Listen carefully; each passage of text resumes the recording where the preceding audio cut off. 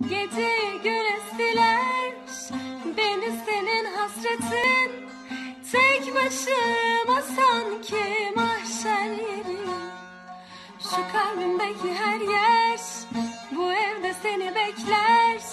Hadi çat kapı gel sevineyim. Biraz kavga ederiz, belki biraz güleriz.